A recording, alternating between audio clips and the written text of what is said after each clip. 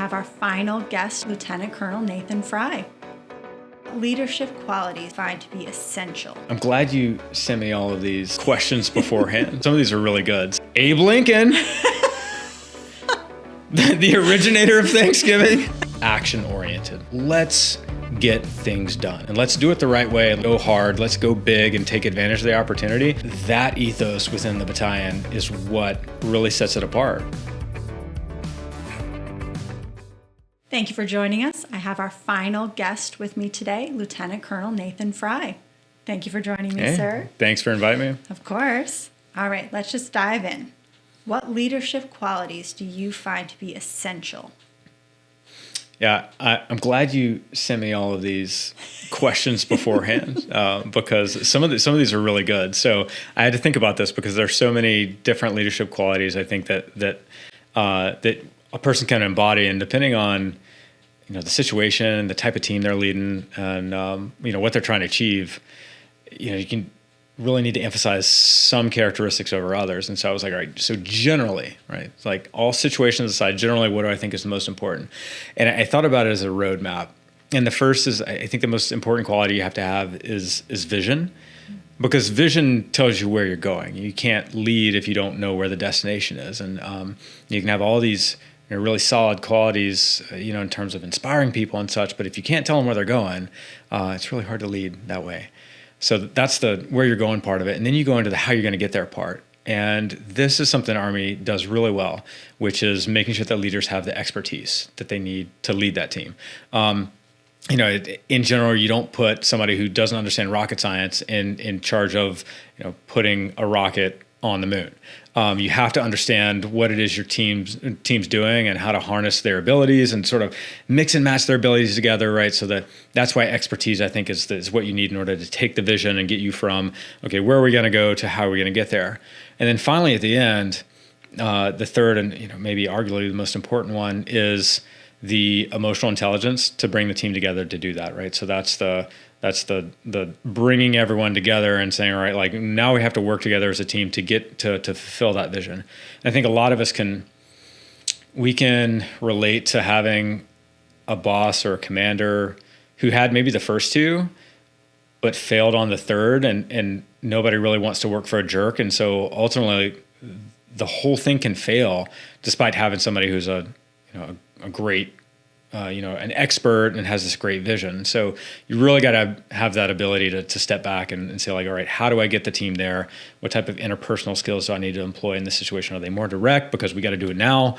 Or can I go a little softer on this and let everyone else lead and make some mistakes along the way because the situation allows me to do that? That's a great, very thought out answer. Right, so. Thank you, sir. How do you approach decision making when faced with adversity? Yeah. That also, I think, another great question, a super practical question to ask, in this podcast for the listeners, because that's not just a military question you're asking, right? Like the military has to do it for sure. But I mean, that's a daily life question, really. Like, from how are we going to get 15 things done in a week when we only really have the resources and the time and the energy to do 10 things, like, what's important, what matters, how do we work through all that, right? And so again, thinking about this, I was like, how can I say something that is universal and practical to your listeners, and they can go, oh yeah, like I can take something away from that. And I think organizations look at this all the time, right? The Army has the military decision-making process. I worked for a while for the U.S. Forest Service, and they had this thing called structured decision-making. It's all really the same thing. And I think the first thing you have to do is just have a discussion about the situation, right? Whether it's a discussion with yourself because you're alone or with a spouse or a partner, have a really honest discussion about like what are the facts and what are the assumptions that we've got going on here.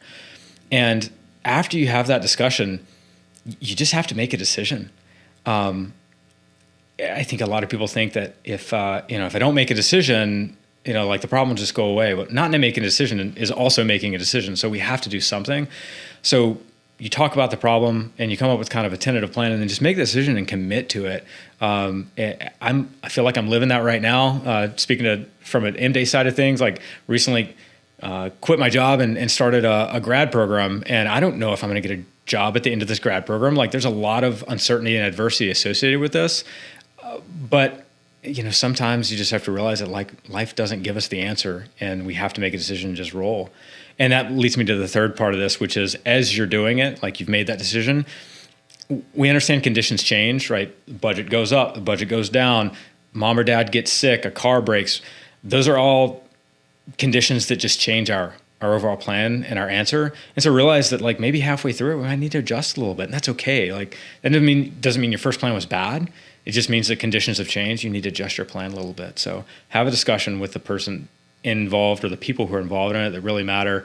Make a decision and commit to that decision, and then revise as necessary as you go through it. I think that's about as best as we can do. Yeah, I'd have to agree with that. Okay. So you've been a leader in a few different roles throughout the organization. How do you manage to stay approachable as a leader? Yeah. So a really timely speaker just came and talked to us in my grad program. And a couple of things she said, I already sort of knew it. It was in the back of my mind. But it's interesting how getting different perspectives can bring things back to the forefront. And one of the things she talked about that was really important with leadership is vulnerability and making sure that people understand that you make mistakes and that you're open to hearing when you make mistakes. And that really resonated with me a lot because I think, especially now, like in the battalion command position, I think about how I feel versus how I felt about my previous battalion commanders. And I think in particular, when I was on active duty, these battalion commanders, I was a lieutenant, and these battalion commanders seemed like so wise and mighty and powerful and unapproachable. And I was really afraid to interact with them. And I remember thinking to myself, man, I really don't want to be like that if I ever get in a battalion command position. And now here I am and have really tried to maintain that approachability. And I think that really comes down to like admitting when you don't know something. Because I think people are afraid, like, oh, it's going to undercut me as a leader. Well, like this goes back to this answer to my first question, or the answer that I gave to your first question, which is like, I'm an expert on the team, but I'm on a team for a reason. Like it's okay for a leader to go like, I don't really know the best thing to do. What do y'all think? And then let the team weigh into it. And again, the leader's got to make a decision and go forward with it. But having, that openness to vulnerability and just be like I might look really stupid when I say this, but I'm gonna anyway. Hey, I don't know what that means. Can you explain it a little bit more? I think people in the long run respect that and realize like, I can come to this person with problems. And even more importantly, I can come to this person if I have a problem with them and we can work it out. Mm-hmm. Yeah, and being able to weigh in makes them feel more valued on the team as well. So absolutely. It's a win-win. Right, perfect. Great answer. What is one common leadership mistake that you've seen or made? Made a lot of mistakes. I don't know how common they are. I don't know if I've ever done this before or not. Anyone listening to this who knows me is probably like, yeah, you've never done this. But I think the mistake is a failure to go big. And we think about a lot of the leaders that really have ingrained themselves in our minds and memory, and they had an opportunity to go big and they took it. Whether we're talking about sports coaches or past great presidents or generals or entrepreneurs that turned tiny garage companies into huge enterprises. They had an opportunity and they looked at that uncertainty and that adversity that we were talking about, and they just went, I'm in this thing. And they burned the bridges burned the boats at the Rubicon and that was it. So yeah, I would encourage leaders, whether platoon leaders, company commanders, first sergeants, like if you've got the opportunity to go big, like take it. Understanding there's some risk associated with that for sure. And there's a lot of uncertainty associated with that. Mm-hmm. But, and if you don't take those opportunities, you might not ever give them back again. That's good advice. All right. How would you describe the culture in the organization that you command? Third of the 172nd, the Mountain Battalion, huh? Yes, sir. I'm glad I thought about this one beforehand too. What an awesome organization. And if any of your listeners out there are familiar with with 3rd Battalion and with the Mountain Battalion, you know exactly what I'm talking about. I heard about this crew of interesting people. Very, very refined individuals. I heard about this when I was on active duty. I was coming off active duty, and I knew I wanted to continue to serve, both for practical reasons and for just personal reasons, right? So the health insurance and everything was really nice, but there was also the idea of like I don't think I'm done given through the military, and I just finished up in Afghanistan and heard about these guys from Vermont who had done this really great job keeping pace with active duty units when they were deployed from 09 to 10 up in RC East. And I did some research on it, called up Gene Enriquez, was the Battalion S2 at the time, got in touch with him, started telling me about the organization, and I thought, I think I'm going to fit here. And the rest is history. I came up to Vermont, joined 3rd Battalion as a staff officer, and have been in and out of 3rd Battalion for the last 11 years now. There's a lot of things you could say about 3rd Battalion and its culture. They're all go-getters, very mission-oriented, have a lot of fun while also getting a lot of things done. But I have to bring it down to like a really distinct feeling about that organization. It's that they are so action-oriented. Like, let's get things done and let's do it the right way, and let's go hard, let's go big and take advantage of the opportunity, because we've only got 2 days, or we've only got 3 days, or we've only got 2 weeks. And that ethos within the battalion is what really sets it apart, I think, from not only not only National Guard units, but other active duty units as well. And consistently throughout my 11-year career in and out of 3rd Battalion, we have gotten over and over again from outside active duty observers, while this unit carries itself and trains like an active duty unit. I think for a Guard unit, that's the best possible compliment that you could get. So yeah, the culture is action, and the culture is take advantage of the opportunities we have, carpe diem, if you will, like seize that day and just go after it. And that's what I think keeps so many people coming back to the Mountain Battalion. Thank you for that. All right, so now we're going to move on to the fun stuff. All right. What are your holiday traditions, Thanksgiving or Christmas? Yeah, I was trying to think of one that is like most weird and unique. And for me. I mean, there's not I was like, man, it's all kind of stayed. I love like New England holidays. I grew up down south, and there was no white Christmas ever, and the Christmas trees were like these scraggly pine trees, that you got from like Bubba down the street. And so kind of a policy in our family is I refuse to go anywhere for Christmas in particular. And Thanksgiving, we'll go to in-laws' house, like down south in Pennsylvania. But Christmas, I refuse to go anywhere else. It's like New England Christmas, it better be white. And, like I want a fir tree, and, it's give it to me classic, like Norman Rockwell painting, let's go. You want Hallmark style. I want yeah, it's like if I don't hear jingle bells and sleigh bells going down the road, it's like it's a sad day. But what we do, it's kind of a weird Fry family thing, is we wait until the Christmas Eve to decorate the tree. So get the tree, put lights on it, a couple weeks prior. Don't get it too early because then it'll die. Put it up and it just stays bare. And then Christmas Eve, it's like, that's the thing. All the kids downstairs, the whole Fry Fire team, and you decorate the tree the night before Christmas. And, it's fun. Like that's the New England kitschiness of it, right? Yeah. Like hot chocolate and tea and eggnog and decorating the tree, and hopefully it's snowing outside. And that's how I wash away my southern trauma of hot Christmases. Mm-hmm. Yeah. That's fair. What is your favorite Thanksgiving food? So, okay, this is why I got to bring the South in, right? So, like, it's a love-hate relationship. Okay. The hate is the lack of snow. The love is just taking a big fat turkey and frying that sucker in a big vat of oil.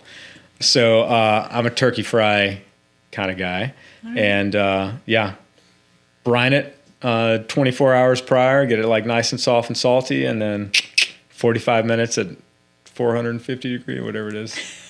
I got a thermometer for that. 375 degrees, fried turkey. His cooking show will be on later. Yeah, I'm here all night, guys. Speaking of cooking, would you rather cook the entire Thanksgiving meal by yourself or do all the dishes alone afterwards? Yeah, it's 100%. I would cook the entire meal by myself. I am actually a good cook, right? Thank you to Mama Fry so many years ago for like forcing me to learn how to cook. I taught my wife how to cook when we met in college, right? So this is a point of pride for me. So I would take control and I would battalion command that kitchen.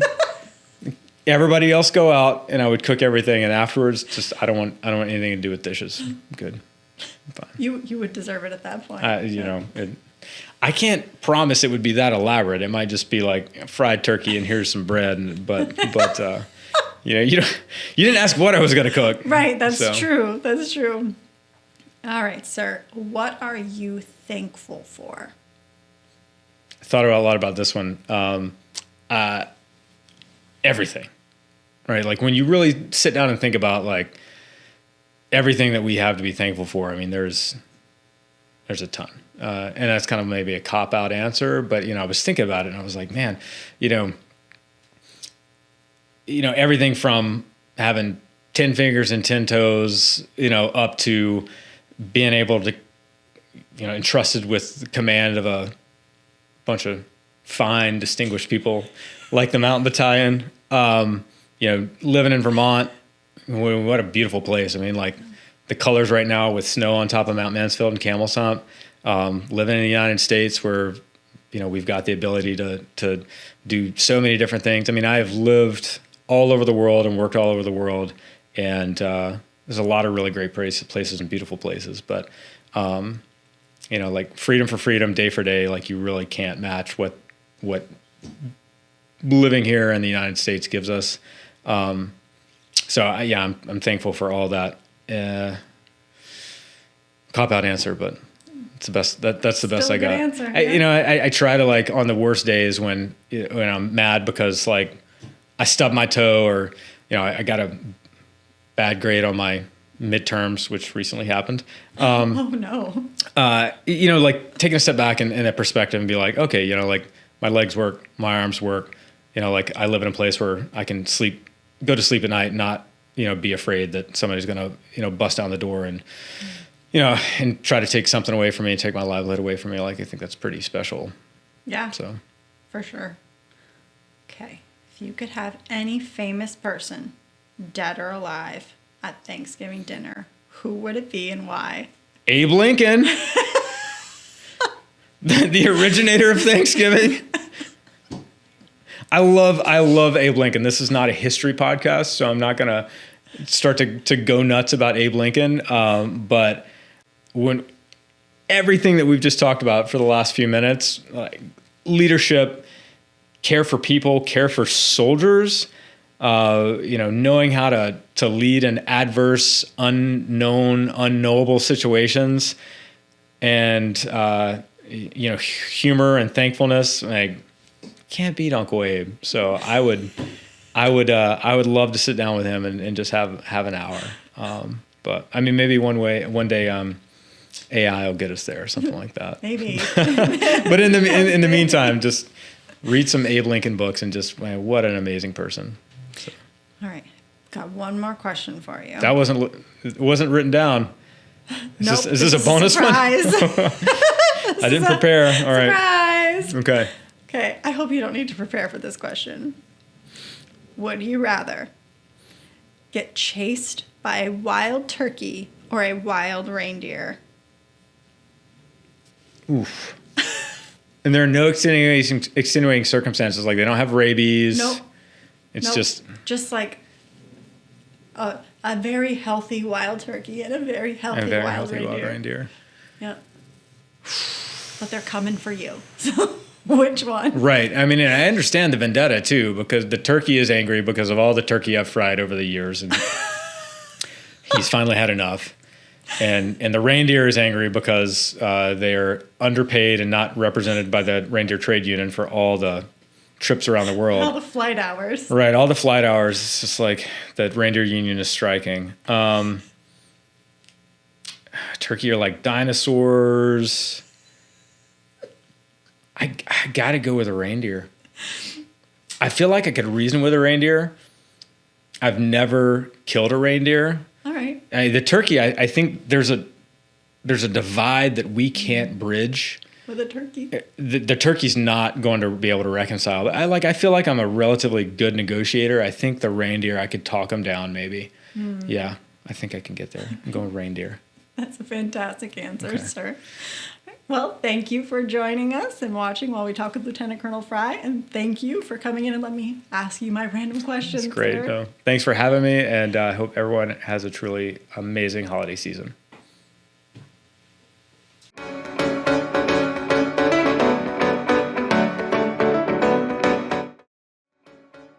For more information or support, please reach out to the Vermont Military Family Support Center's toll-free number, 888-607-8773.